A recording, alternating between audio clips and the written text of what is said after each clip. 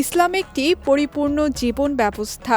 এই পৃথিবীর জীবন ক্ষণস্থায়ী আর পরকালই চিরস্থায়ী। ইসলামী বিশ্বাস অনুযায়ী ঈমান ও নেক আমলের মাধ্যমে যারা দুনিয়ার পরীক্ষায় সফল হবেন তাদের জন্য রয়েছে জান্নাতের সুসংবাদ, আর যারা অবাধ্যতা ও পাপের জীবন বেছে নেবেন তাদের জন্য রয়েছে কঠিন শাস্তির সতর্কবার্তা। পবিত্র কুরআনে আল্লাহ তাআলা ঈমানদার ও সৎ কর্মশীলদের জন্য জান্নাতের প্রতিশ্রুতি দিয়েছেন।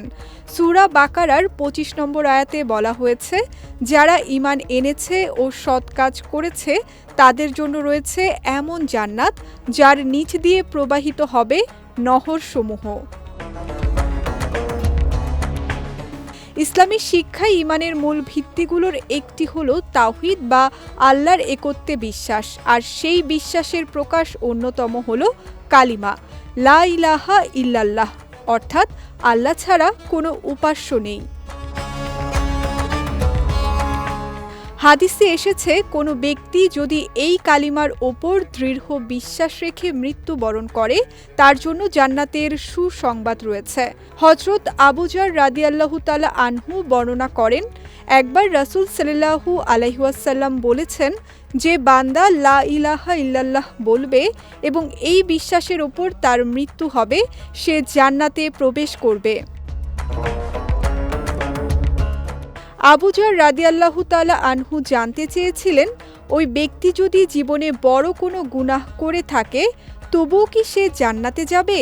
রাসূল সাল্লাল্লাহু আলাইহি ওয়াসাল্লাম জবাব দেন, আল্লাহর রহমত থেকে সে বঞ্চিত হবে না যদি সে তাওহীদের বিশ্বাস নিয়ে মৃত্যুবরণ করে।